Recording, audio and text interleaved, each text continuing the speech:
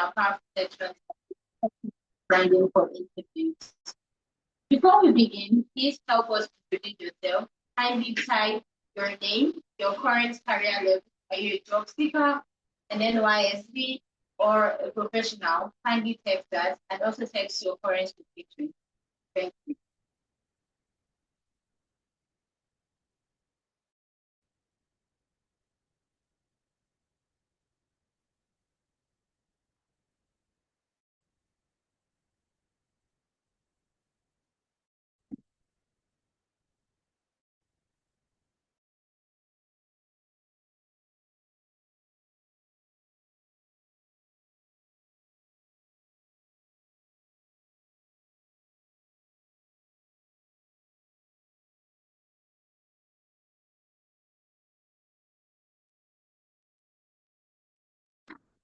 Okay. At LD&D Consulting, we are a recruitment firm, an HR recruitment firm. We handle HR outsourcing, payroll, project management, training and development, and we also run background checks. So whether you're a job seeker or you are an employer, we help in connecting the right talent to every job position. And also, please kindly text the chat, put your name, your current career level, and your location.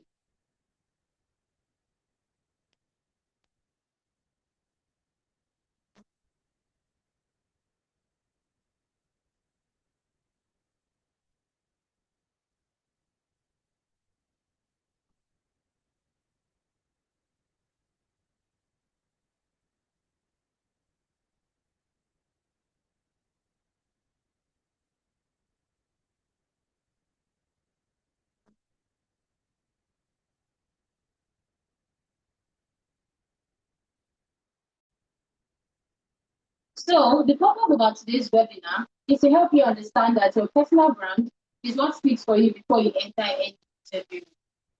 This is a free training designed to equip you with practical tools you can use to start using immediately.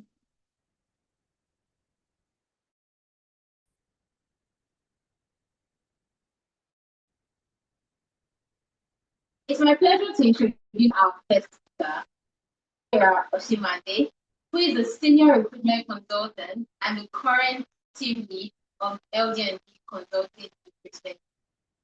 Sarah works directly with both clients and candidates, and she has successfully led multiple recruitment projects across different industries. She brings strong practical insights from the field and understands exactly what employers are looking for and when they screen and interview candidates. Today, she'll be sharing with us interview preparation and recruitment focus guide. Join me as we welcome Sarah Ashimande. Thank you.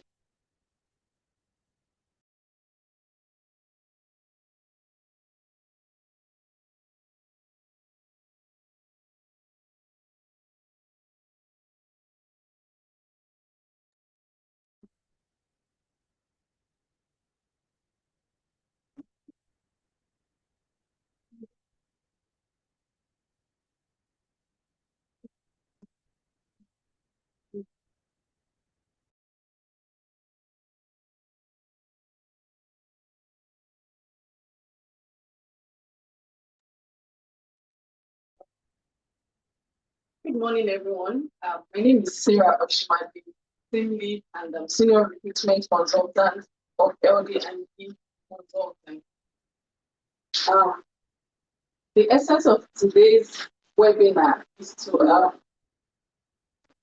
prepare our candidates for their interviews, right? So we'll be speaking on interview preparation and recruitment focus that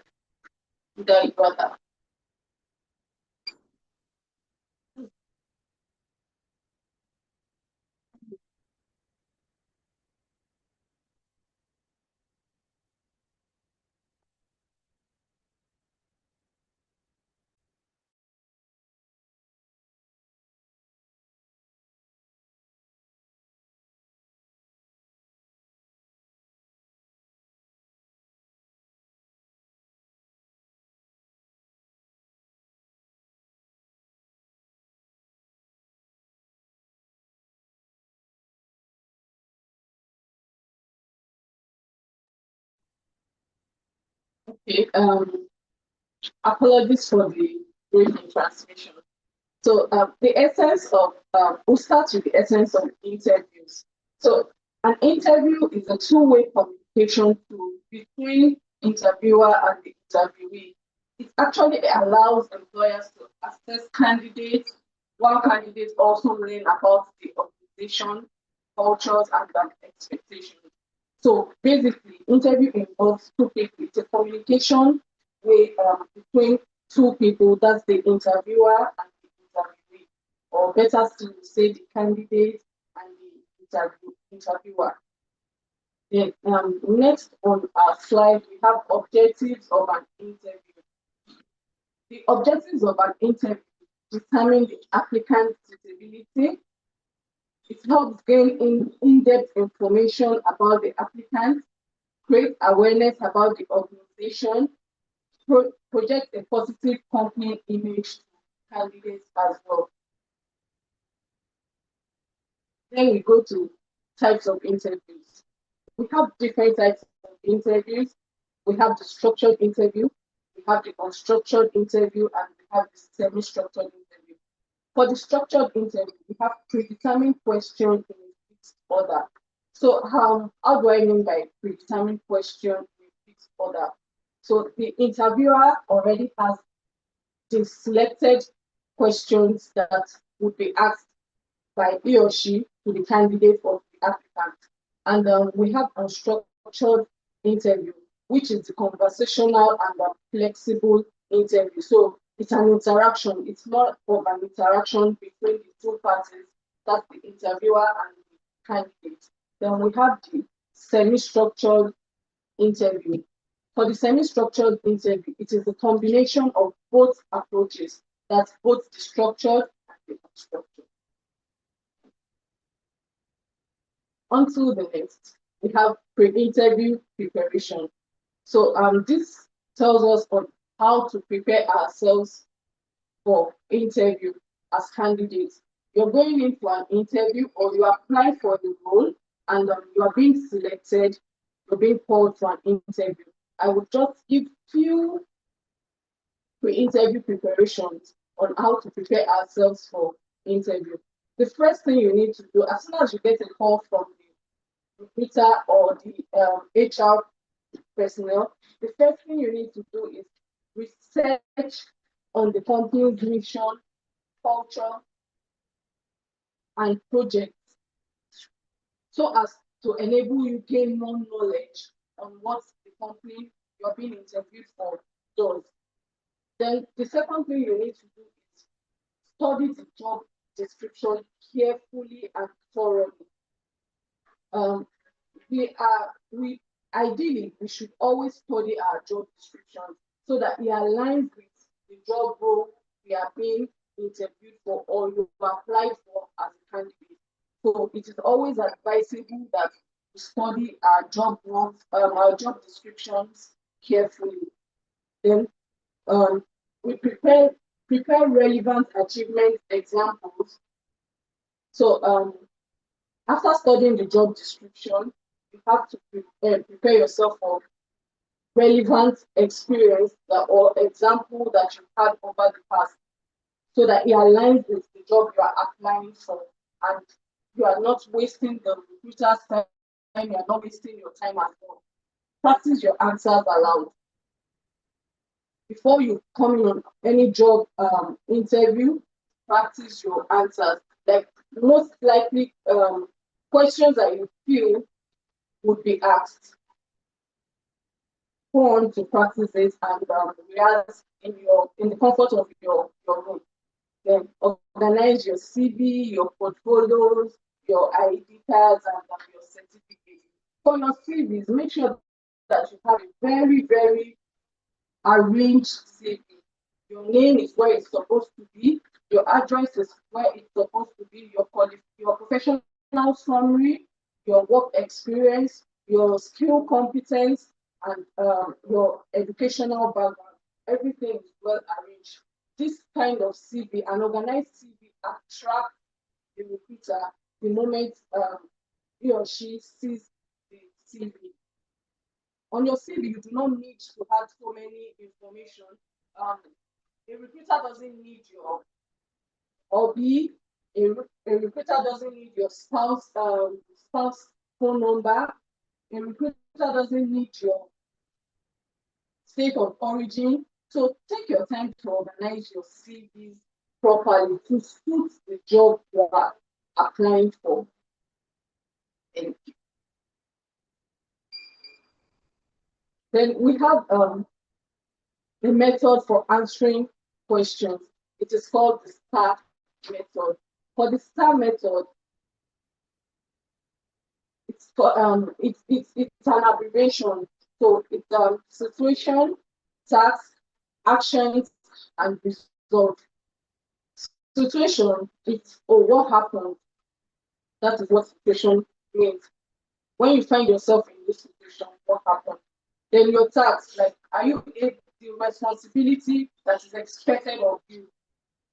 Then action, the action you took to solve that responsibility expected of you, and result, how you were able to handle or the outcome, the successful outcome of the actions and the tasks that you had. So understanding employers' perspective, that's going to be our next outline.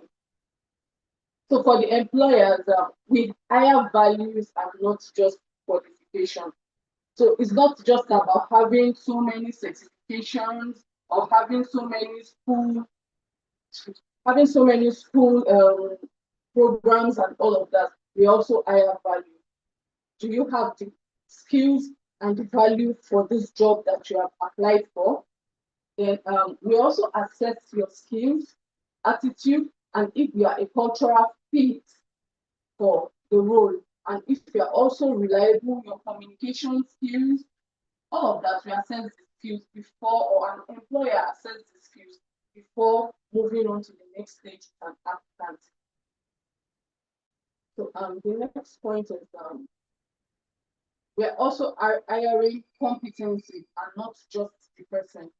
So you need to be competent enough to carry out for any job role you have applied for. You need to be competent enough. That is what we, the HR or the recruiters, are usually looking out for. So yeah, we move on to the next professional posture and behavior. In an interview, while you are having an interview, both physical or virtual interview, you sit upright and relaxed. Make sure you always maintain natural contact, eye contact rather, with your interviewer. Maintain eye contact, avoid any kind of distraction. It could be phone distraction,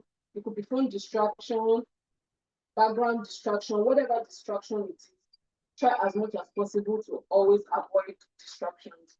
Then use your control gesture, your hands and everything. It could be nodding your head, so agreement, whatever the interviewer is saying, and yeah, make sure you are well behaved during an interview.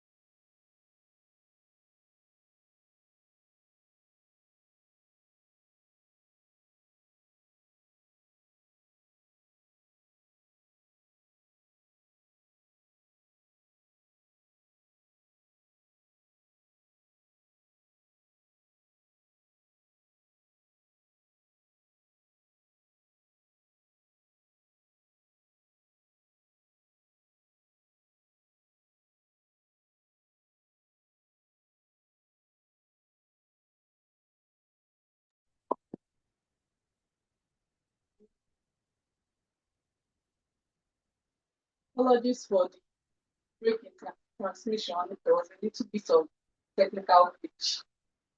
So the next on our slide is handling difficult questions. During your interview, if you've always had interviews before, you will know that there are some questions that um, a recruiter or an HR professional would ask, and they might seem difficult to answer. So the first is usually salary expectation. Before going in for an interview or joining an interview, whether online or physical, you need to make your research about the salary expectation so that when you're being asked, oh, what is your salary expectation? You don't just answer, oh, anything, I'm open to anything. You could just say, based on the industry standard, I am expecting this. However, I am open to negotiation and every other benefits that comes with the role. Then we also have employee gaps. There are sometimes a recruiter, after you've sent your CV, right? Maybe you've been engaged and all of that. Then the recruiter or the HR professional sees that you have a bit of gap in your years of experience or from your working experience. You're being asked, oh, what happened here from, for example, maybe 2022 to 2025? What were you doing? Were you not working? Just honestly explain whatever it is you were doing. You don't need to beat around the bush or whatever it is. If you were taking a course, if you were not available for that period, whatever it is, just honestly explain and everybody moves on from there. Then why should we hire you? Of course, you know that we would always ask, why do you think you are the best fit for this role, or why should we hire you? And you have to, when answering such questions, you have to make sure that your skills aligns with that answer. Like you're not just answering the question based off, oh, because the role is vacant. Of course, I know the role is vacant. So why do you think you're the best fit for this role? So your skills have to align with the job that is being put out there, what the company needs, and all of that. That makes you stand out from every other applicant that has probably been interviewed. We also have the virtual interview etiquette. For the virtual interview, it's always advisable that you find a very good network and a quiet environment. Yes, we know that sometimes network can be very frustrating due to one or two things, but it's always advisable that before your interview, maybe like 10 to 15 minutes into your interview, you test run your internet to make sure that it is working perfectly well. And make sure that your background, your environment is very quiet. There is no distraction coming from anywhere. It is very quiet. Have a proper lighting and neutral background. Don't have your interview in a dark space so that you are seeing the interviewer and the interviewer is also seeing you. You make sure that you have a proper lighting. Then for the next point, dress professionally. Yes, even for online interviews, we've had cases of some person wearing singlets to interviews, even NS. We've had cases like that, and you are wondering, were you not informed about this interview? Because you come to the interview and you see about 5 to 6 panels on the interview, MDs for that matter, and you're coming with NS, you're coming with singlets. That's very, very unprofessional. Very, very unprofessional. So as soon as you get your interview invite, it states virtual. The first thing you need to do is check that the link is correct. If the link is not correct, inform the person that sent you the link or the invite to make sure that, oh, this link you sent to me, I'm having issues joining the group. The person checks and resend, or something is being done definitely. Dress professional to your interview, both physical. You can't have an interview and you're wearing helmet or you're wearing slippers. Actually very unprofessional. So it's advisable that whether you're going for an interview physically or you're going virtually, you need to dress professionally. I think I already mentioned last one, test your camera, test your microphone beforehand, make sure that everything connects and works properly. Join in 15 or 10 minutes before the interview time so that whoever comes in on board from the company side sees that, oh, this person is fully prepared and ready for this interview. Yeah, so we have common mistakes, common interview mistakes. The first one is arriving late. We cannot overemphasize when you're going for an interview. If your interview says 10 o'clock, please be there at least say 9:45 a.m., 15 minutes. It even gives you room to be relaxed before the interview so that you are prepared before they call you into the boardroom or the conference room to have the interview. You're already prepared. You are you've checked that everything, your documents are complete with you. You do not have to. So when you arrive at an interview space early, it gives you room to prepare yourself. Then another interview mistakes, is poor grooming or dressing. Like I've mentioned, you have time. Interviewers or recruiters would usually send an interview invite 2 to 3 days before the date of the interview. So, which gives you time to prepare yourself for that interview. So, if you're given 2 to 3 days date or time before the interview, I do not see any reason why you shouldn't. I don't see any reason why you shouldn't prepare yourself for that interview. And then you are coming for an interview, you are wearing bedroom slippers or your pants slippers, you are wearing sandals, you are looking so unkempt and all of that. Your hair is rough, and of course, we know you're not going for a fashion show, but definitely you need to look your best. You need to look good during interviews. And the next one is lack of companies research. So for this, we usually tell our candidates or applicants to always make sure that they know something about the company. You cannot go into a company that you are prepared for and just one question is messing you up. And the question is, oh, tell me what you know about the company you applied for. And you go, I think, no, you're not supposed to think. You should know what the company does, what they are into, from their values to their work ethics and everything about the company. This give this give you an edge. The interviewer knows that, oh, okay, this person has done a proper research. But some people just go in and, oh, okay, when I get there, I would read the research or I would ask, who are you asking? That's why you have your phone, you have a smartphone with you. Use it to make inquiries. Search on Google for the company's name, what they do, what they are into, and all of that. Be prepared.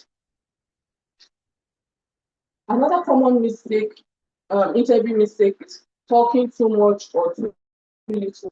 For the talking too much, I would just say, if the question is being asked, briefly introduce yourself. Let your introduction be brief. Don't tell us about how many you are in your family, what you ate last night. Oh, briefly introduce yourself. My name is this. I graduated from this. I did my work experience is this. I have over 4 to 6 years work experience in this industry. Blah blah blah. Very brief.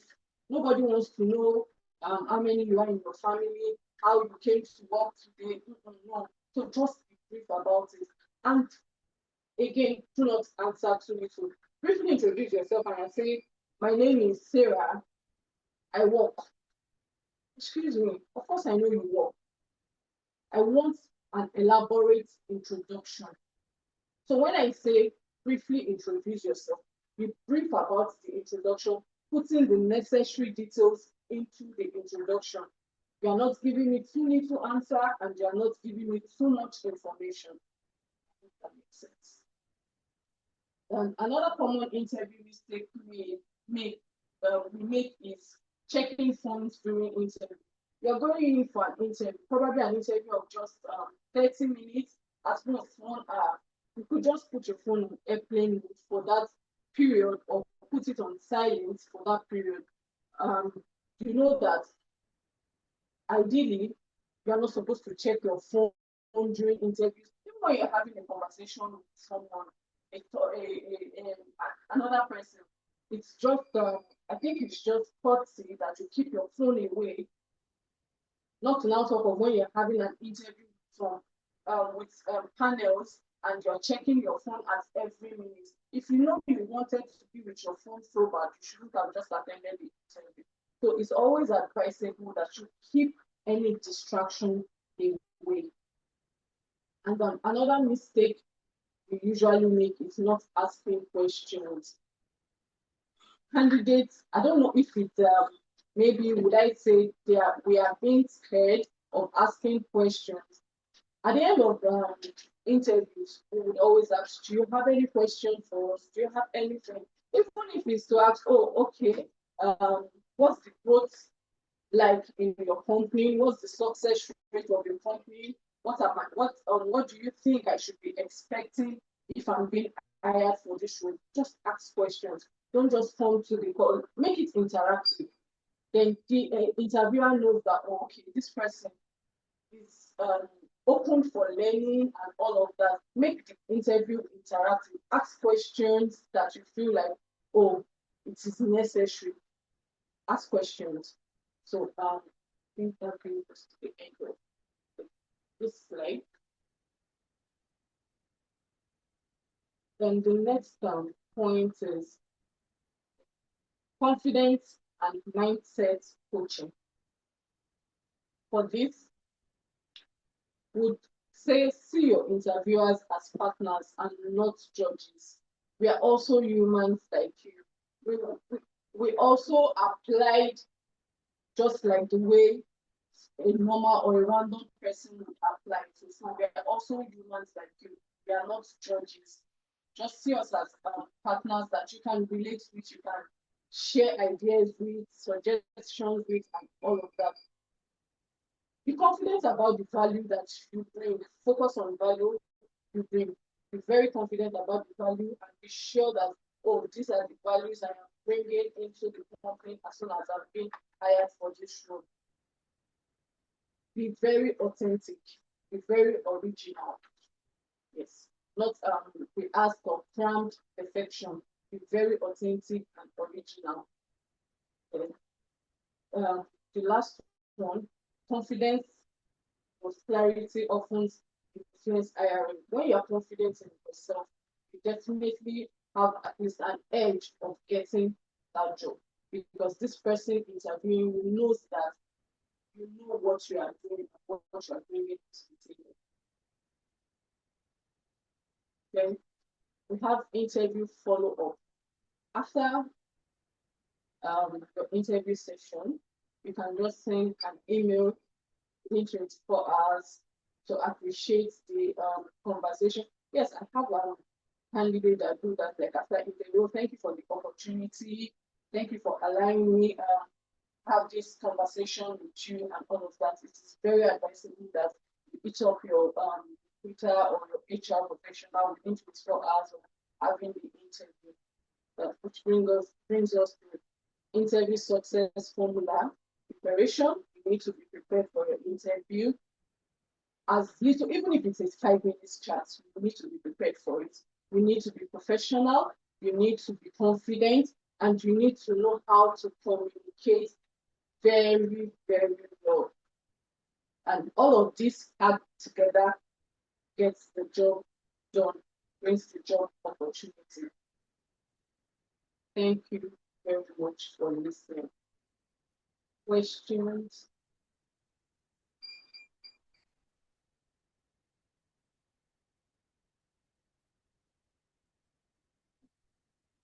Thank you so much, Sarah, for this session. So it's actually a very insightful one. So Sarah, based on your experience, when candidates realize they making this mistake, what is the first thing they should fix immediately to start getting more interviews?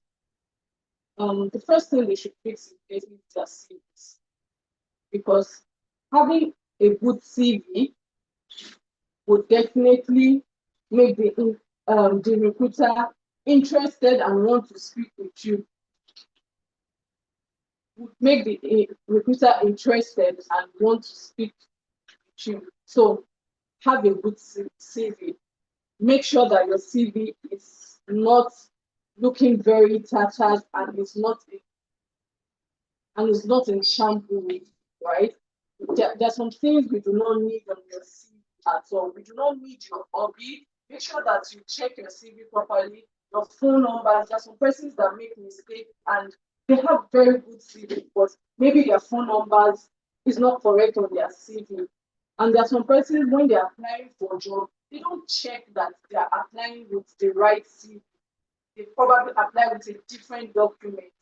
Check that whatever it is that you are applying, you are attaching to your email is your CV. Check it, confirm it as many times as possible so that you are not attaching the wrong document. Some persons apply and attach their birth certificates in place of their CV. Some persons attach their school certificates in place of their CV. So it's always advisable to check thoroughly before pressing the send button to make sure that it is your CV that is in the attachment. Okay, thank you so much, Sarah, for that. That was a very insightful answer. So does anyone have a question for Sarah based on what she has taught us? If you have that, please drop it in the chat. I'll be checking the chat right now to ask those questions. Okay, yes, we have one question here. So Sarah, it says, what is the format to answer the question, tell me about yourself? Okay, so when you're being asked, tell me about yourself, the first thing is you introduce yourself. I probably just use myself as an example. I'm being asked, tell me about this. Tell me about yourself. My name is Sarah. I'm a graduate of University of Benin. I studied English language.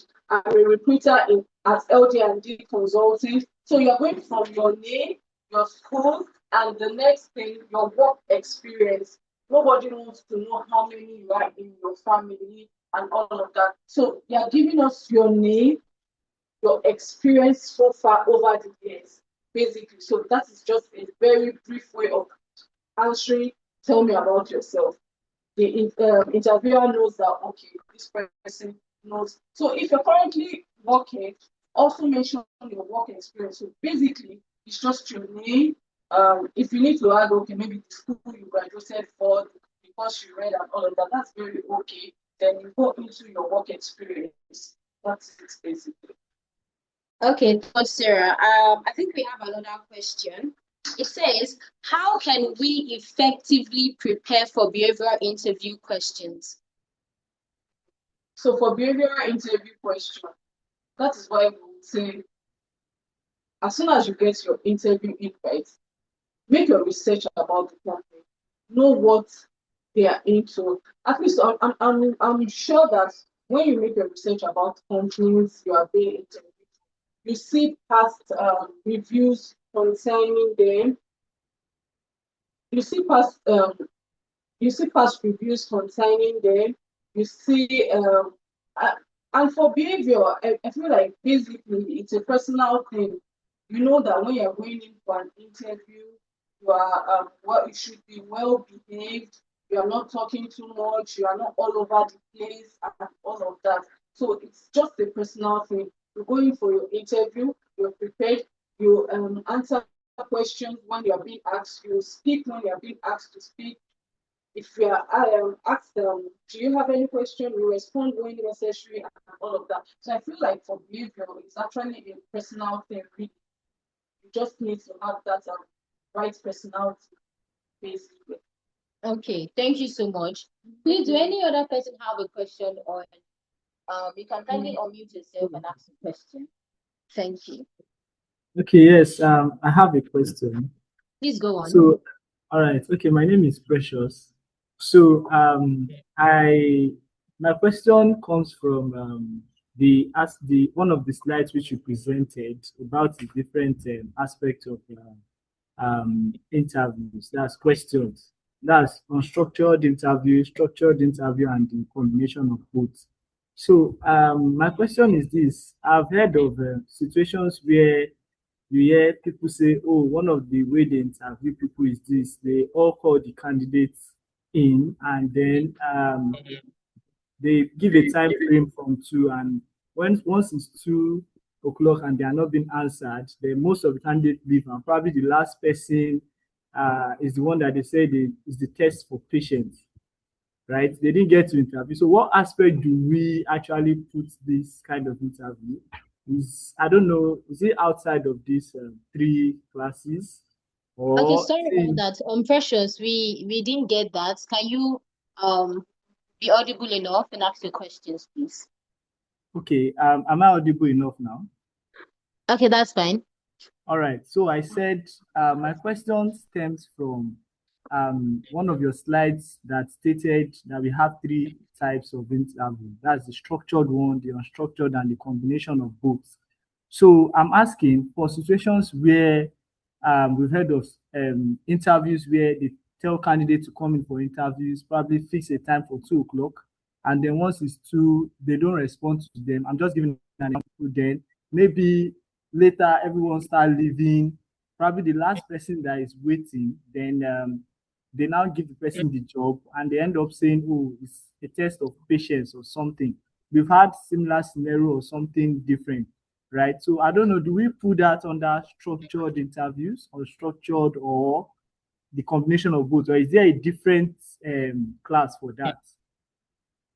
Okay, for that, I think that it's more of time, and this is more of the company, not even the candidates now. Because if and I want to believe that there is going to be a communication between this maybe the company and the candidate.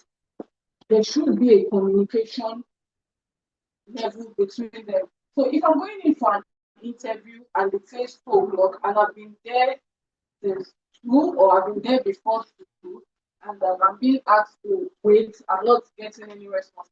I meet up with whoever is at the company or the reception or something and ask, okay, what's going on?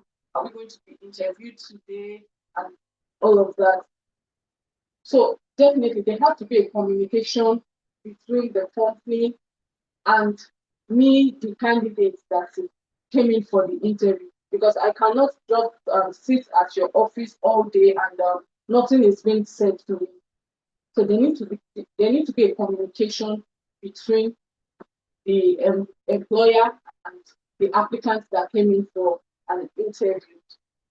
I don't know if that answers your question, Precious. That's okay for now. Thank you. Okay, thank you so much. We have 2 questions, and that will be the last. So I'll be going back to the chat. So from Oime, he said, why do some recruiters don't give prompt interview feedback to candidates, and how can they do that better? Yes. Okay. I want to believe that maybe the reason why recruiters will not give prompt interview feedback is due to the fact that they themselves have not gotten feedback from the clients. It could be that, and it could be another reason could be that maybe it's a rejection feedback, and the recruiter doesn't know how to go about it to tell the candidate that, oh, I'm sorry, we are not proceeding with you again, and all of that. Sometimes it's not really easy to give rejection feedback, and it is actually not easy because put yourself in their shoes. These people have taken their time to apply for the role.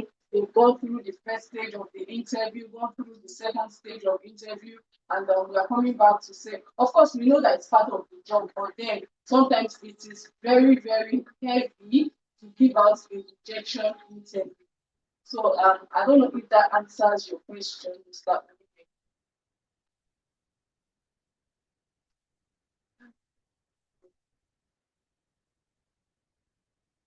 Okay, thank you so much, Sarah, for that question, for answering that questions.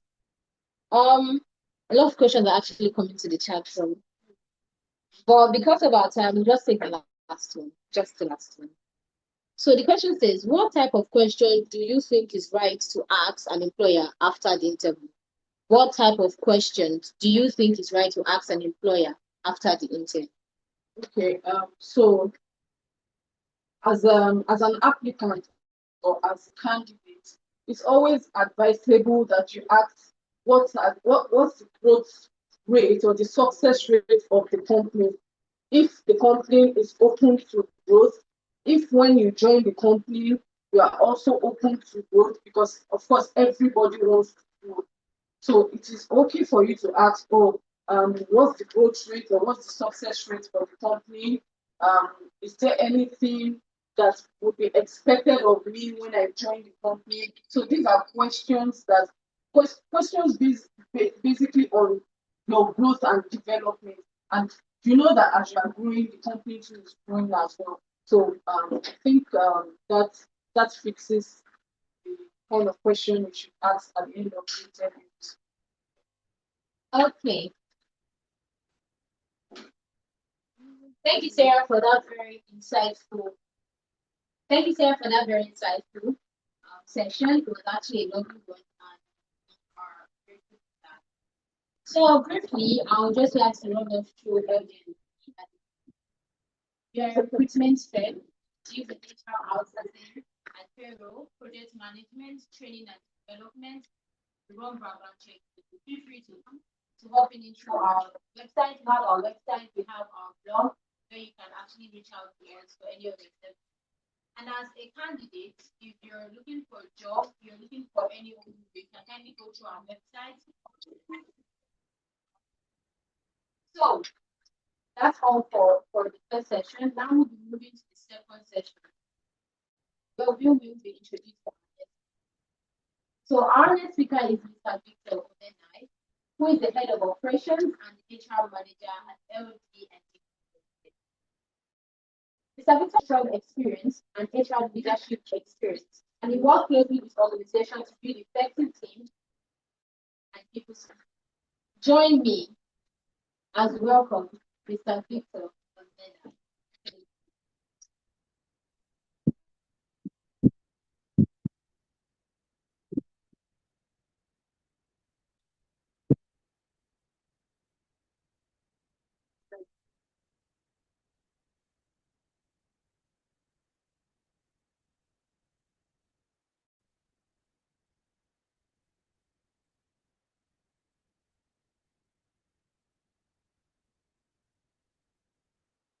Everyone.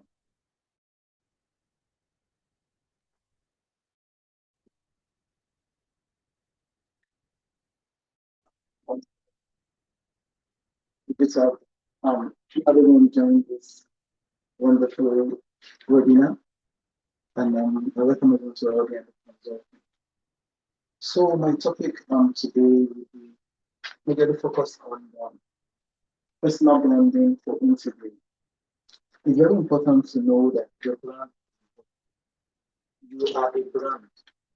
One thing candidates fail to understand is that no employer wants to recruit a bad brand or a bad candidate. So we need to first get it that I am a brand. Now, and as a brand, you need to learn to package yourself very well. You need to learn to package yourself so well that everybody wants to employ you. So let's talk about the branding now, because you are important. Let's talk about the branding. Branding is key. Branding is important, and branding is valid to every organization. So let me just jump straight into. Feel free to drop your question, and then after the section, then I'll answer the questions. So let's go to the introduction part of this section. First of all, you need to understand that the market is competitive. The market is so competitive. In my years as a recruiter, many years ago when I was doing recruitment, I discovered when I put out an advert out there, you get nothing less than sometimes 50, 60, 100 CVs. So how do you pick the right candidate?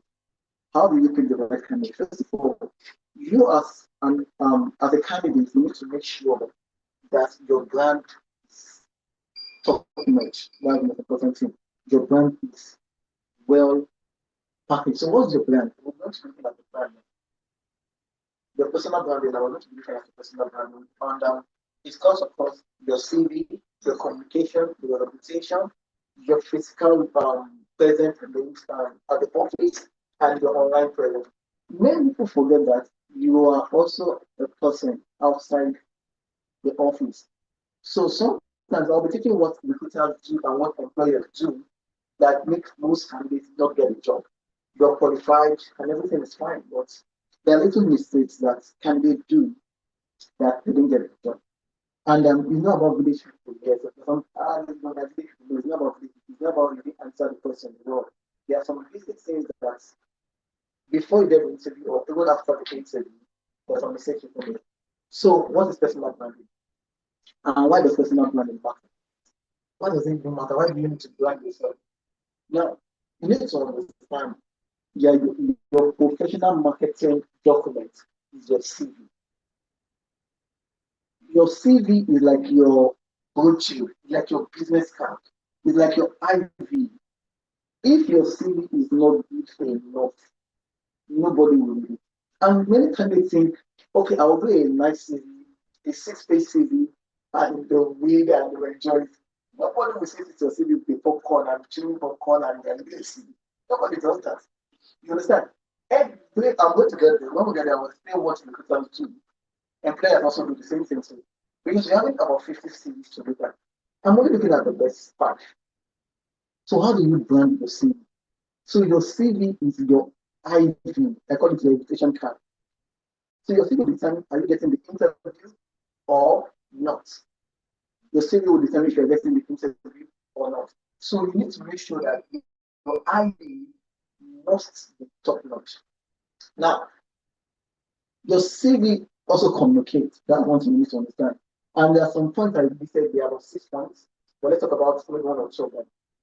Your level of professionalism. In your CV, you should be able to see your level of professionalism. Are you a C-suite? Are you a manager? Are you a management staff?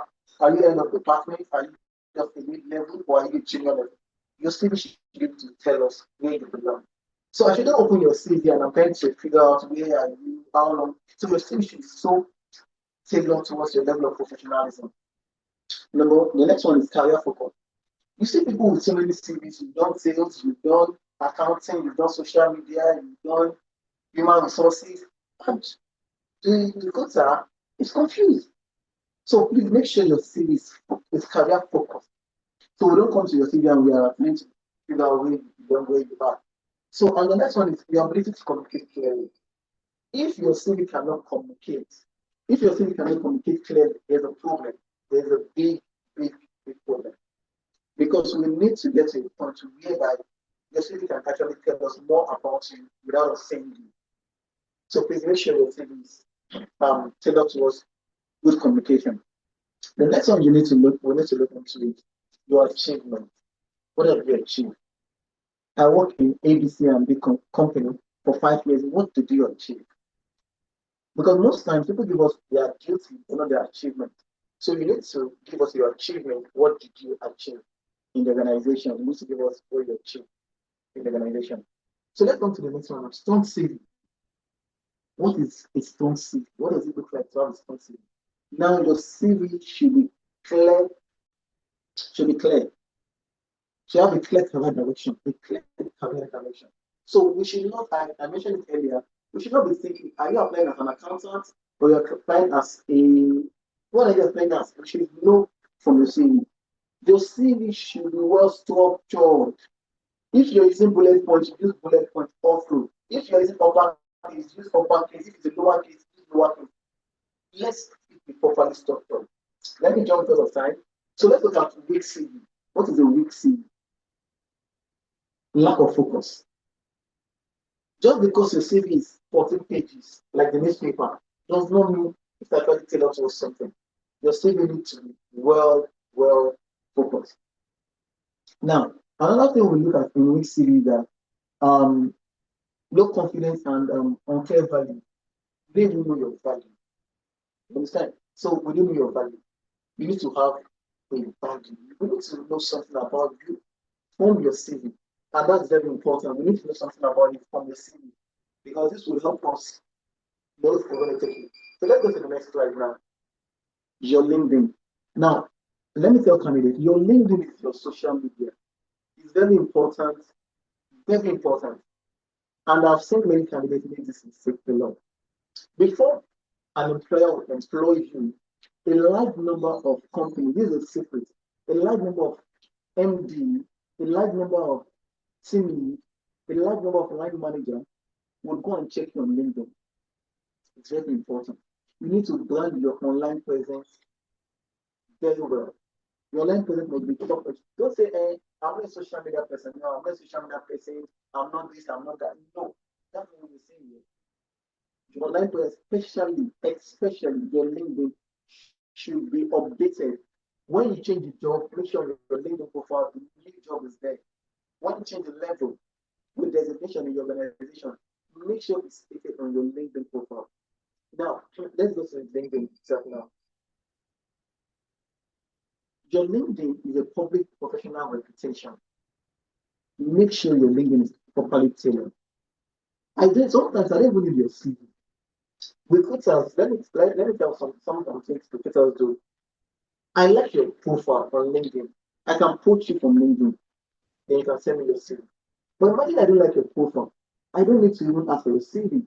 So always have this at the back of your mind that recruiters go on LinkedIn and look for people to employ. Even employers go on LinkedIn to look for people to employ. So you need to make sure that when we come to your LinkedIn page, we can actually see something that will make us request for your CV. Your LinkedIn brand, your LinkedIn is a brand. So let's talk about it now. Let me give you the insights to LinkedIn arrangement. Your header is important. Your header must be professional enough. Don't use picture that you want to pass into the village as your profile picture or your header. It's wrong. Let me look at your header and I know your profession. I know what you're doing. Are you a recruiter? Are you a salesperson? Are you this? Are you that? Let me just look at it. Just a glance at your header. I'll be able to picture something about you. Now, your profile picture, use professional pictures. I'm not saying native attire is bad. I'm not saying that. But why are you using an attire that you are in a party? This is not probably your WhatsApp status. This is your WhatsApp status. You can do that on your WhatsApp status. But when it comes to professionalism, you need to make sure that your profile picture is tailored to what the recruiter wants to say. It's tailored to what an MD wants to say. The next one is about. Your about to be well detailed. Your about to be well structured enough. You understand that when we look at about you, you should be able to say one or two things that say something about you. Are you a good person? We don't need to know. I'm a Christian. Your religion does not matter when it comes to this. Your opinion does not matter. Your gender doesn't even matter. We can see your picture and we know you're a guy or we know you're a lady. You understand? So don't put it there. Your hobby, what you do, don't do that. So make sure your about us is clear enough. Your experience. Put your experience on LinkedIn. Where have you worked before? What did you do? What did you achieve? A lot of things I do tell people is in LinkedIn, put your certificate first.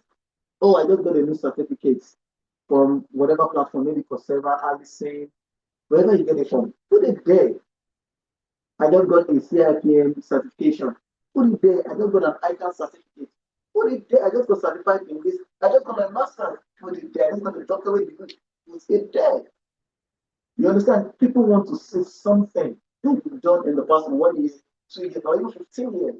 I don't want to come to your LinkedIn page and you're telling me you have 20 years of experience, and I'm looking at your LinkedIn page and I'm like, have you ever worked before in your life?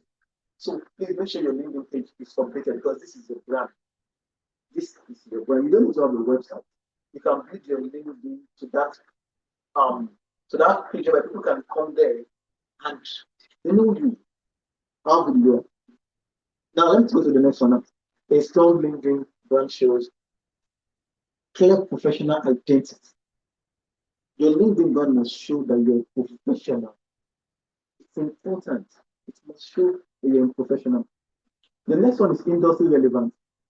We need to know where you worked before. I've said it before. We need to know where you worked before. Now, on the last part of this slide now, if your LinkedIn is outdated, empty or unprofessional, it can damage trust.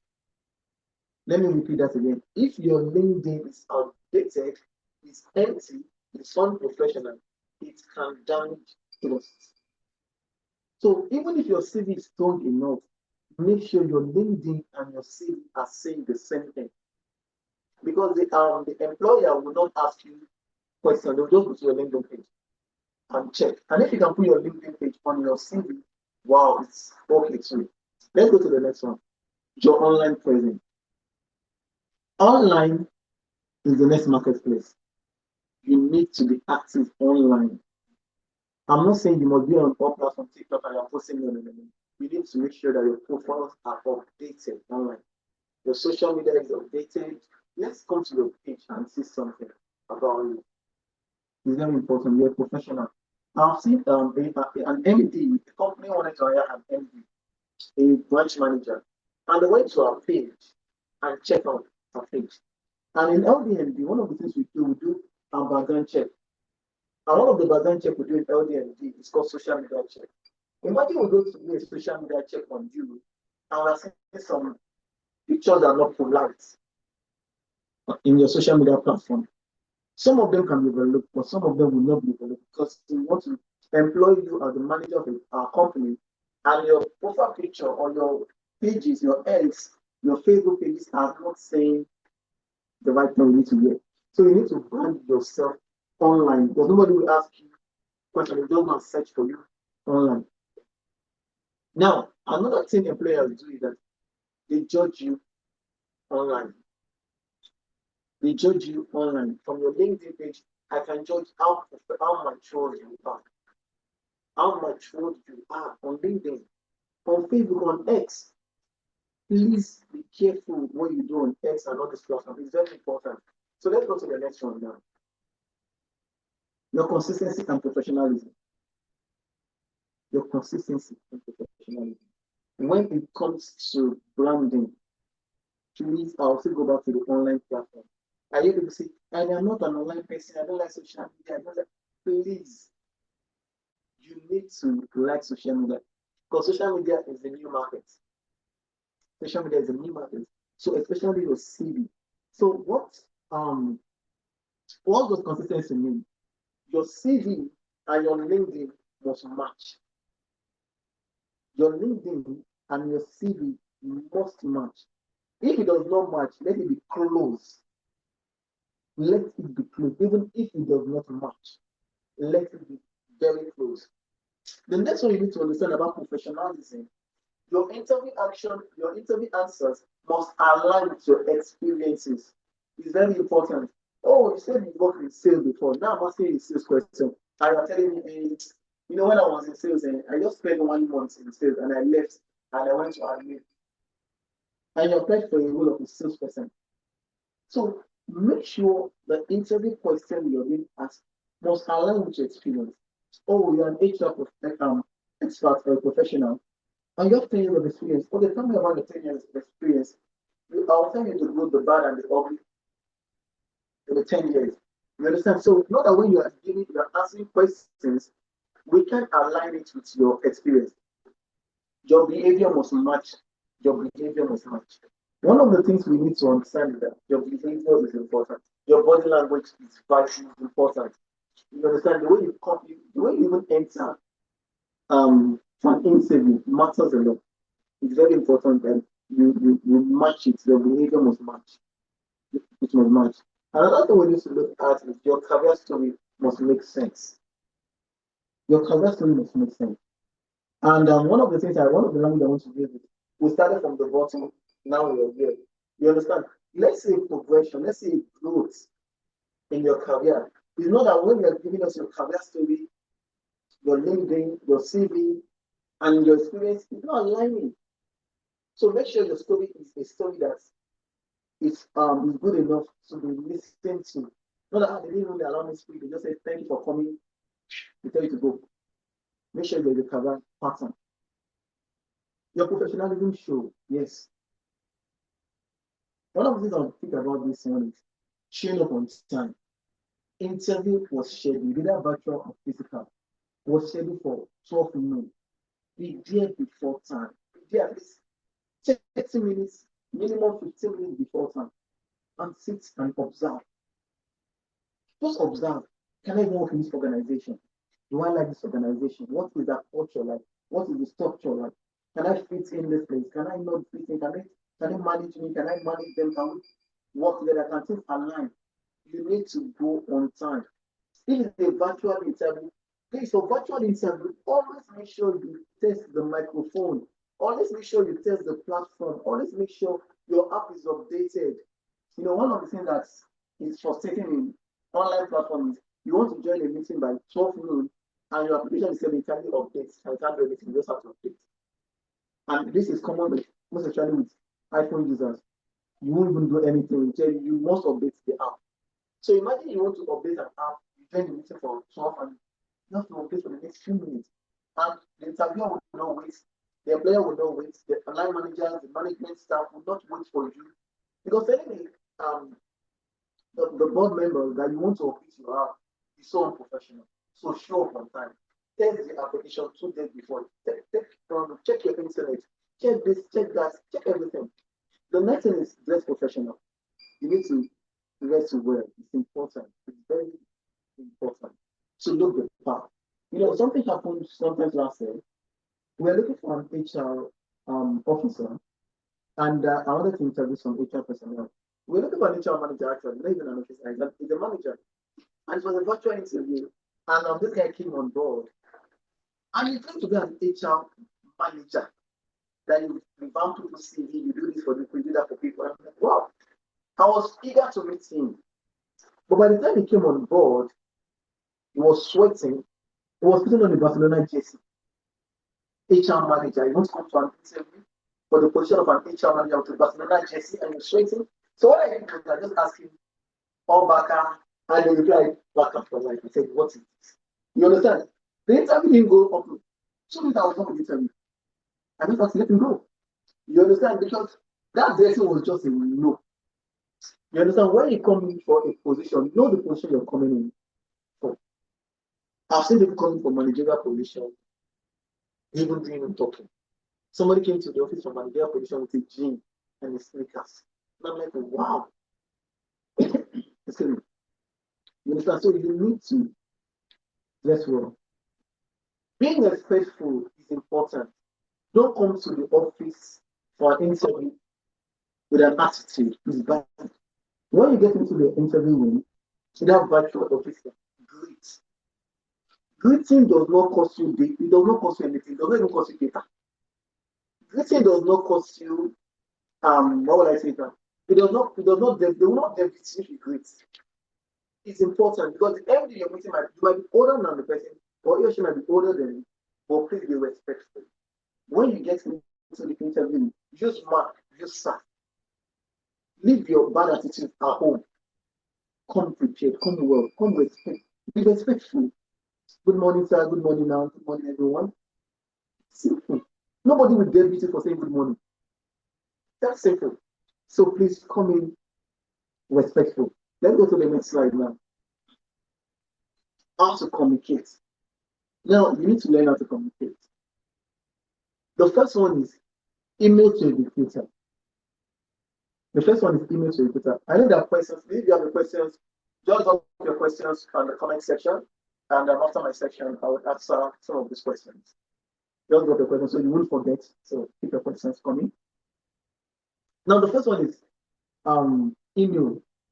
Somebody is sending a CV. Please put something. Don't just send CV.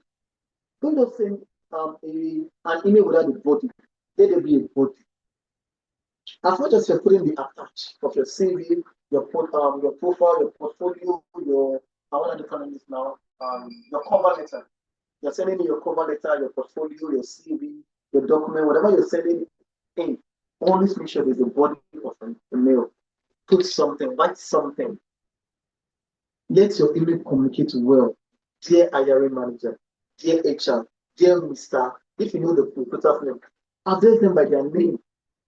Dear Miss or dear Mrs. Address them by their name. Now, when it comes to LinkedIn, you want to send a message on LinkedIn. Be professional, structure it. Don't start with a message with SUP. SUP, so Alpha, GM. What is GM? Good morning is good morning. What is GM? CNX, thanks.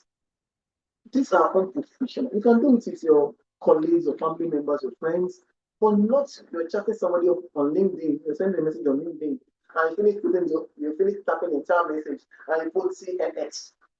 Good. I've seen a lot of CNX in my DM on LinkedIn, a lot of messages, and I've seen CNX, and I've seen GM, and I've seen SUP. So, I don't know, you understand? So sometimes when you say this to your manager, it's so disrespectful. It's not professional enough. Phone conversation. If you can't speak at that time, we should you. You're speaking with somebody on the phone and feeling a negative energy. You are distracted, you're all over the place is noisy, you're in transit, you're in your meeting, and everywhere is just looking disorganized.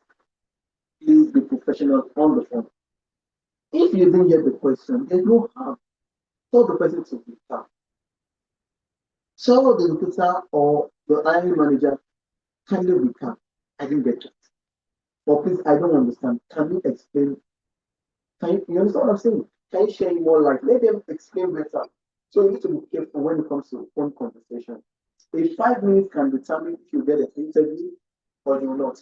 A 5 minutes phone conversation, even a 2 minute phone conversation, can determine are you going to the next stage or out the end of the interview, or that is just the thing. So we need to be careful when it comes to conversation and communication. Then after you ask questions, we need to learn how to ask questions. Learn to ask questions is important. And if I ask questions, will they answer me well? Yes, they will answer you well. Ask question. I repeat again, nobody will debit you for asking questions. Please ask question.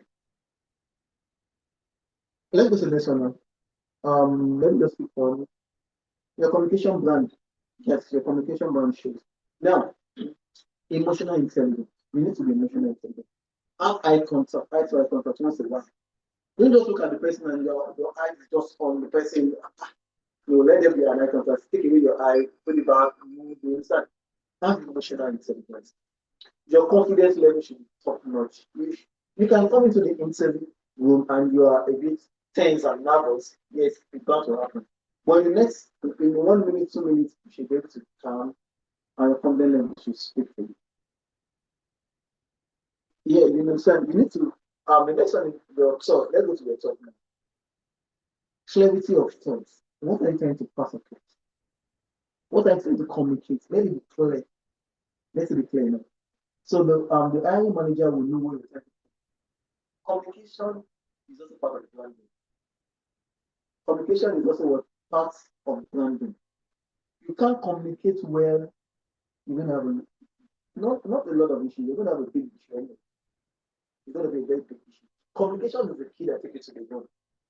So if you can't communicate well, you can't even open the door to the goal. So you need to learn to communicate well, either by writing, by phone conversation, by messaging, by email. Written or verbal communication, you need to understand that it's also part of the branding. Professional communication, be polite and respectful. Yeah, you need to be polite and be respectful. Even with the hiring manager, let me say something funny, something sarcastic now. Even if the hiring manager is your expert, you need to be professional. Your future lies in his or hands at that moment to get the job. So don't say, you were my junior in secondary school, who cares? I was the head boy in my secondary school, and that lady was my junior, she's the one interviewing me. No, you want to get the job. As at that period, to get that job, she has the key to lock you in or to open the door. So you need to be polite and respectful. Forget who is the hiring manager. You are there to get the job. If you don't want the job, don't go for the interview. You understand? But the fact that you are there for the interview and you're saying the hiring manager, or you don't like somebody in the hiring team, just answer politely. If they give you the offer, it's up to you to not decline. But for that period, answer well. That moment, just answer well and do your best. Another one is positive and solution focus. Don't give us history, give us solutions. Why should we hire you? Okay, if you hire me, I'll do this, I'll do this, I'll do this, I'll achieve this in 6 months, I'll achieve this in 3 months. the focus really was to my skills. You don't want to see, you don't want to go straight to the point. Recruiters reality. Yeah. This is one thing candidates don't understand. You don't have an idea. I've been in recruiter for many years now, I said earlier. Nobody will sit with a popcorn and a juice and they're reading your CV. They're drinking juice, drinking popcorn, and they're reading your CV and they're making time, enjoying your CV. Are you kidding me? So nobody has that time. The maximum slot you have is a maximum 10 seconds. Maximum 10 seconds. And the first thing what they are doing is they are scanning their own video. The first scan through your CV before they read your CV. So how is at the back of your mind? My brand, my advert is just 10 seconds. How do I advertise myself in 10 seconds when you look at my CV? So people that start their CV with I'm married, I'm giving you to 1970 something, I don't care. I don't care. So you don't come to, I don't look at your first page and I'm saying the minister said who want to care about how many should they be given to hobbies, just don't likes. I don't care about those things. Let me just look at the CV. Oh, you're an HR manager. One of the things I even do in CV is I tell people, your qualification should go down. Put your qualification down. Let them see your achievement first. Once your achievement is seen, they can say, okay, which school did you go attend? Nobody wants to care if you went to Harvard or you went to Cambridge or you went to one of our other universities. We just want to look at what have you achieved. So your first page should tell us your achievements. The next page should tell us, the next line should tell us where you worked. You understand? So you need to achieve. At LD&D, maybe I'll give some maybe one or two persons a bonus to help them with how they see you. Maybe tell me and put on my do so you can stay till to the end of the webinar. Probably will give one or two persons an opportunity to help you, probably help you with how to see maybe one or two persons, lucky persons anyway, that's one of look into that. When we go to when you are looking for job, when recruiters are looking for candidates now, or you that are looking for your candidate, always have at the back of your mind that LinkedIn is important. A recruiter wants to go to LinkedIn and search HR, wants to start sales, wants to start architect. So once I search architect, with your name come up, all the information on your LinkedIn, is anything pointing that you are an architect? Is it pointing that you're a procurement manager? Is it pointing that you're a medical doctor? Is it pointing that you're a nurse? Is it pointing that you're an engineer? Is it pointing to something? So when we search, this something points to you. It's very important. Now let's go to the next one now.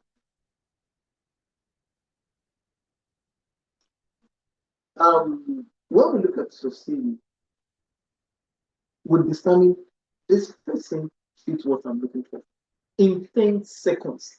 I repeat, recruiters don't read CV, they can't see it. And you only have 6 to 10 seconds to market yourself. Anything after 10 seconds, you are in or you're out. Is either we keep the CV, we download it, or we just delete it from our mail. You can't come and my mail is too full to come and keep your own CV. It's not important, it's not valid. It's delete. So please be careful. You have the 10 seconds to market yourself. Do well to market yourself. It's your brand. Define your professional identity. So it's possible to tell us who you are. First of all, when we meet you, or when we look at your profile, we should know who are you. Who are you?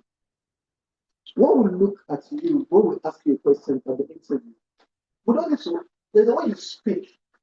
Now, when people ask this question, I don't really like asking this question, what role did you apply for? When an hiring manager asks you, what role did you apply for? It means there's something wrong with your CV or there's something wrong with your branding. So when I enter and say, introduce yourself, part of my introduction should include my identity, my professionalism. My name is Victor. I work with LD&D Consulting. I'm an HR. Please mention it. You mention it in part of your introduction. I work on HR, I work at procurement, I work at sales. So mention, so I know, okay, this person, this is the target. You understand? I know you applied for the role of a salesperson, but in your introduction, this is the stated there. What role are you targeting? So in your LinkedIn, let's know the role in your LinkedIn. In your CV, let's know the role. When you walk into the room, let's know what problem can I solve for my employer is very important. When you don't solve the problem, you are really not needed. Nobody will pay you to come and receive AC in their office and take dispensable water and use their microwave and go to their toilet and go home and pay salary. Nobody. Everybody wants to employ a solution.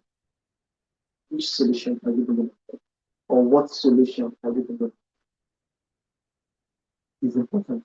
When you are having an interview, give solution. Don't give it. Don't just give stories. I've watched a lot of movies in my life. I've watched certain things. Don't add just to what I've watched in my life. Don't add your story to the storyline I've had. Give solution.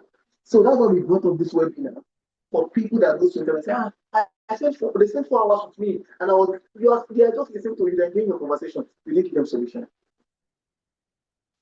How can we reduce? How can we increase sales in our organization? Oh, have you tried doing digital marketing? Have you tried this? Have you tried that? Have you tried this? Have you tried that?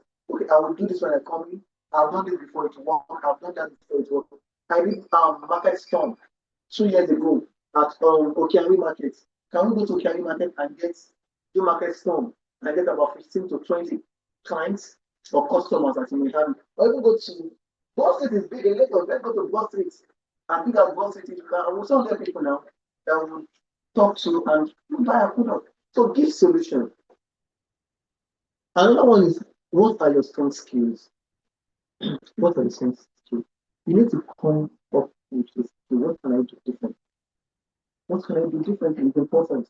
So when you are having this interview, don't give stories. Don't show us the problem. We already know the problem. That's why we want to hire you.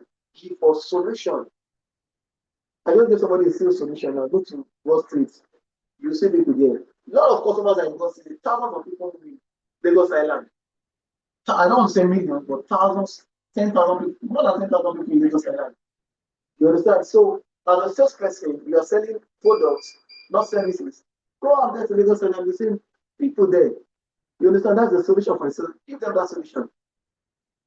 Yeah. Please, just a minute.